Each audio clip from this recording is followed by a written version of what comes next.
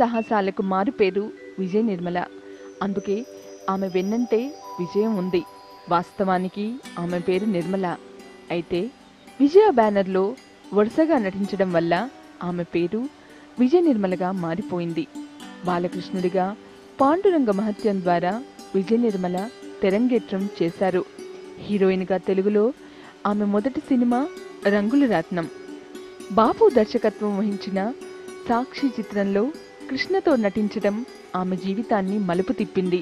వారి వివాహానికి దారితీసింది. ఇద్దరూ కలిసి 47 చిత్రాలలో నటించారు. ఆమె నటనకే పరిమితం కాలేదు. సక్సెస్ఫుల్ డైరెక్టర్గా, ప్రొడ్యూసర్గా కూడా పేరు తెచ్చుకున్నారు. గిన్నిస్ బుక్ ఆఫ్ వరల్డ్ రికార్డులలో అత్యధిక చిత్రాలకు దర్శకత్వం వహించిన మహిళా డైరెక్టర్గా రికార్డు నెలకొల్పారు. ఎస్వీఆర్, ఏఎన్ఆర్ వంటి అతిరథ మహారథులందరినీ డైరెక్ట్ చేశాను, కానీ ఎన్టీఆర్ను మాత్రం డైరెక్ట్ చేయలేకపోయాననే లోటు ఉందని అంటారు విజయ నిర్మల. ఛాలెంజ్లంటే తనకిష్టమని చెప్పే విజయ నిర్మల ప్రస్తుతం హైదరాబాద్లో నివసిస్తున్నారు. టీవీ1తో తన లైఫ్ నంతా ఓసారి రివైండ్ చేసుకున్నారు. ఆ వివరాలు మీకోసం. నమస్తే మేడం, ఎలా ఉన్నారు? బాగున్నాను.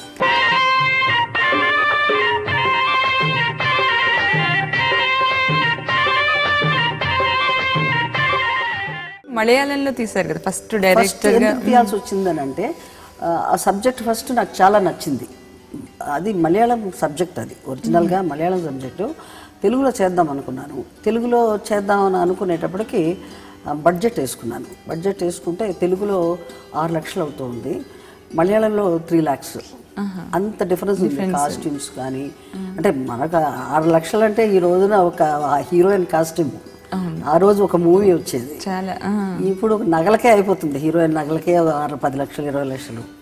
అప్పుడు నేను అనుకున్నాను మలయాళం చేద్దాము. మలయాళంలో నాకు ఎట్లాగూ ఆర్టిస్ట్గా పేరుంది, మలయాళం అయితే బడ్జెట్ తక్కువ అవుతుందని కృష్ణ గారికి చెప్తే సరే మలయాళం చేస్తామని. అప్పుడు ఆ సినిమాలో బాపు గారు ఏం చేశారంటే స్కెచెస్ వేసుకునేవారు. నేను ఆర్ట్ నాకు రాదు కాబట్టి ఒక క్యారమ్ బోర్డు మీద నేను అనుకున్న సెట్ యాక్ట్ చేయించుకొని ఆర్ట్ డైరెక్ట్తో కొండపల్లి బొమ్మలు పెట్టుకొని ఆ బొమ్మలతో మూమెంట్ క్రియేట్ చేసుకునేదాన్ని. ఇది లాంగ్ షాట్, ఇది లాంగ్ షాట్, ఇక్కడ కెమెరా, ఇక్కడ అక్కడ ఇది అని ఆ క్యారమ్ బోర్డు మీద నేను 1 month వర్కౌట్ చేసుకున్నాను ఏం చేయాలని. ఆ తర్వాత ఆ పిక్చర్ మొదలెట్టాం. అది కవిత టైటిల్ హీరోయిన్ కవిత. దాంట్లో తిక్కురుసి ఒక మెయిన్ రోలు, కవియూరు పొన్నమ్మ, అడూరు వాసి, చాలామంది ఉన్నారు అందులో. ఆ పిక్చరు ఆ ఫస్ట్ డే షూటింగే నేను ఆ రోజు 4 సీన్లు 5 సీన్లు అయిపోయినాయి. వాళ్ళు ఏమంటారు, మేము చాలా స్పీడ్గా తీస్తుంటే మాకంటే స్పీడ్గా తీస్తున్నావు, అసలు ఏంటి నిజంగా నాకు అర్థం కావడం లేదు అంటే లేదంటే చాలా బాగా వచ్చింది పిక్చర్ అది అని చెప్పి. ఆ పిక్చర్ నాకు ఫస్ట్ మూవీ 100 days ఆడింది మలయాళంలో. అదొక అదృష్టం. ఎప్పుడన్నా డైరెక్టర్ అవనివ్వండి, ఆర్టిస్ట్ అవనివ్వండి, ఫస్ట్ మూవీ 100 days ఆడిందేనంటే సక్సెస్ఫుల్ హీరోయిన్, సక్సెస్ఫుల్ డైరెక్టర్ అని అనుకుంటారు. అలా కాకుండా ఫస్ట్ అయిపోయింది అనుకోండి ఐరన్ లెగ్ అంటారు. నాకు దేవుడు దయ లేకపోతే అదృష్టం అన్నీ కలిసి నాకు అలా కలిసి వచ్చింది. అలాగా నేను ఇంకా తెలుగు మూవీ చేస్తూ వచ్చాను, తెలుగు డైరెక్షన్ చేస్తూ వచ్చాను. కృష్ణ గారితోనే ఎక్కువ చేశాను. ఫస్ట్ మీనా సబ్జెక్ట్ చేసేటప్పుడు అది దుక్కుపట్టి మసూనరావు గారి దగ్గర ఉంది రైట్స్. నేను చేస్తానండి, మీరు చాలా రోజులుగా తీయటం లేదు కదా అంటే, ఎవరితో చేస్తామన్నారు. కృష్ణ గారితో చేస్తాను అన్నా. కృష్ణ గారితో నేను నాగేశ్వరరావు గారితో చేద్దాం అనుకుంటేనే భయంగా ఉంది. డ్యూయట్లు లేవు, పంచకట్టుడు సీన్లు, కృష్ణ గారు అది ఇది మాస్ క్యారెక్టర్ మీరు ఎట్లా చేస్తామంటే లేదండి చాలా బాగుంటుంది అంటే సరే అని ఇచ్చేసాడు ఆయన. జాగ్రత్తగా తీయాలమ్మాయి నువ్వు అన్నాను. సరే అని ఇస్తే అది షూటింగ్ అన్నీ వర్కౌట్ చేసుకొని ఇప్పుడు బొమ్మలు అవసరం లేదు, ఫస్ట్ పిక్చర్ ఎక్స్పీరియన్స్ అయిపోయింది కాబట్టి వర్క్. ఫస్ట్ డే షూటింగ్కి వెళ్ళాము. ఫస్ట్ డే యశ్వలక్ష్మి గారి మీద షాట్ తీసాము మేము. ఫస్ట్ షాట్ తీసిన తర్వాత ఆవిడంది నాకు 1 more కావాలంది. నేను ఎందుకండి 1 more అన్నాను. నాకు 1 more కావాలా అంటే నేను లేదు నాకు ఓకే అన్నాను. అంటే గ్రిప్ తెచ్చుకోవాలి ఫస్ట్ డే మనం ఆర్టిస్టుల దగ్గర. గ్రిప్ తెచ్చుకోకపోతే వాళ్ళు చెప్పిందే మనం చేయాల్సి వాళ్ళు వస్తుంది. డామినేట్ చేసేస్తా ఉంటారు. అల్లు రామలింగ గారు రాగానే అమ్మాయి అమ్మాయి ఆ డైలాగ్ మార్చి అప్పటికి మేము చాలా సినిమాలు కంబైన్డ్గా యాక్ట్ చేస్తున్నాము. ఆయన ప్రొడక్షన్లో కూడా నేను యాక్ట్ చేస్తాను. బంట్రోతు భార్య మా అమ్మాయి డైలాగ్ మార్చన్నాడు. నేను 3 నెలలుగా ఈ స్క్రిప్ట్ మీద కూర్చున్నాను. ఇప్పుడు 3 నిమిషాలు అయింది మీరు పేపర్ తీసుకొని. మీరు 30 డైలాగులు బయట చెప్పించుంటారు. ఇక్కడ నేను రాసిన డైలాగులు మార్చాల్సి వస్తే నాకు అదంతా మారిపోతుంది. నేను ఏం రాశానో అదే మీరు రైటర్ ఏం రాశాడో అదే చెప్పాలి. అమ్మో రాక్షస్ అని బయటకు వెళ్ళిపోయాడు. సరే రేసి ఇంకా షూటింగ్ ఆ రోజు కూడా సేమ్ అలాగే గుమ్మడి గారు ఫాదర్ యాక్ట్ చేశారు. ఒక 4-5 సీన్లు మధ్యాహ్నం లోపల అయిపోయింది. ఆయన విగ్గు తీసేశాడు ఇలాగా. విగ్గు తీసేసి ఏంటమ్మాయి చాలా ఫేమస్ నవల వచ్చినట్టుగా తీసేస్తున్నావు, ఇట్లయితే సినిమా బాగా రాదే, సక్సెస్ అవ్వదు, ఎందుకు నీ డబ్బు పోగొట్టుకుంటావు నువ్వు?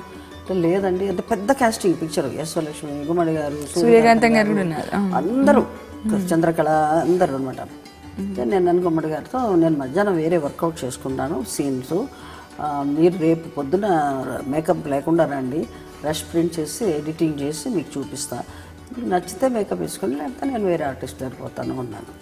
అంటే మరుసటి రోజు వితౌట్ మేకపే వచ్చాడు ఆయన. రష్ చూశాడు, గబగబా మేకప్ వేసేసుకొని సెట్కి వచ్చేసాడు. ఏంటి రెడీయా మీరు అన్న? పని రాక్షసి, ఇది ఆయన నాకు ఇచ్చిన బిరుదు. ఈ పని రాక్షసి నువ్వు ఏం సినిమా తీస్తున్నావు నాకే అర్థం కాక పిచ్చెక్కింది నాకు. అంటే నేను ఆర్డర్లో తీను. ఆర్డర్లో తీస్తే ఏమవుతుందంటే కెమెరామ్యాన్కి టైం వేస్ట్ అవుతుంది, ఆ తర్వాత నాకు టైం వేస్ట్, ప్రొడక్షన్ కాస్ట్ ఎక్కువ అవుతుంది. ఎందుకంటే ఇప్పుడు లాంగ్ షాట్ తీసి మళ్ళీ వెంటనే క్లోజ్ షాట్కి వచ్చి క్లోజ్ షాట్ తీసి వెంటనే మిడ్ షాట్కి వెళ్ళామనుకోండి, లైటింగ్ టైం చాలా టైం తినేస్తుంది. లైటింగ్ వాళ్ళకి మనం ఇవ్వాలి టైం. అందుకని నేను ఏం చేస్తాను, నా బుర్రలో మొత్తం లాంగ్ షాట్స్ ముందు ప్లాన్ చేసేసుకుంటాను. ఎవరు ఎక్కడికి మూమెంట్ వెళ్తారు, ఎవరు ఎక్కడ ఉంటారు, ఎవరు ఏ డైలాగ్ ఎప్పుడు కూర్చుంటారు, అవన్నీ నా అసిస్టెంట్ డైరెక్టర్స్ చెప్పేస్తాను, వాళ్ళు నోట్ చేసేసుకుంటారు. అలాగే లాంగ్ షాట్ అయిన తర్వాత మిడ్ షాట్ అయిన తర్వాత సజెషన్ అయిన తర్వాత క్లోజప్. అంటే ఇంకా కెమెరామ్యాన్ సుఖపడిపోతాడు, ప్రొడ్యూసరు హ్యాపీ, ఖర్చు తక్కువ, అనుకున్న దానికంటే స్పీడ్ అవుతుంది. అలాగా ఆ సినిమా తీసి నవలుగానే తీశాను, ఏం చేంజ్ చేయకుండా నవలుగా తీశాను. రిలీజ్కి విజయవాడలో కృష్ణ గారు, నేను, అందరం మా యూనిట్ అందరం కూర్చొని చూస్తూ ఉన్నాం. ఆ సినిమాలో శ్రీరామనామాలు పాట చాలా బాగుంటుంది, చంద్రకళ గారి పాట. అది డిస్ట్రిబ్యూటర్స్ నవ్వుగా వాళ్ళు, ఈ పాట ఎందుకమ్మా ఈ సినిమాలో ఆల్రెడీ స్లోగా ఉంది, ఈ పాట ఎత్తేస్తే బాగుందంటే, అయ్యో నాకు చాలా నచ్చిందండి నేను తీను అని థియేటర్లో చూస్తూ ఆ పాటకి జనం లేస్తారా అని ఎవరు కదలలేదు అసలు. అప్పుడు నీ జడ్జిమెంట్ కరెక్ట్ అమ్మా, సినిమా సక్సెస్, ఈ పాట నీ కూర్చున్నారంటే సినిమా సక్సెస్. 100 days పోయింది నాకు మీనా. జీవితంలో నిజం మాట్లాడడం ఏంటో తెలియదు నేను. నీ ముందు మాత్రం ఎన్నడూ అబద్ధం ఆడలేదు, ఎవరినీ లెక్క చేయను నేను. నిన్ను మాత్రం అందరికన్నా ఎక్కువగా గౌరవించాను. ఇన్నేళ్ళు ఆత్మీయత అంటే ఏమిటో, ఆపేక్షకు అర్థం ఏమిటో తెలియకుండా పెరిగాను. నీ ఊరొచ్చిన తర్వాతే వాటి విలువ తెలుసుకున్నాను. నీలో ప్రేమాభిమానాలు చవి చూశాను. మిమ్మల్ని మర్చిపోవాలన్నా మర్చిపోలేక నీ సమస్యలు నావిగా నేను మీ కుటుంబంలో ఒక వ్యక్తిగా భావించుకున్నాను.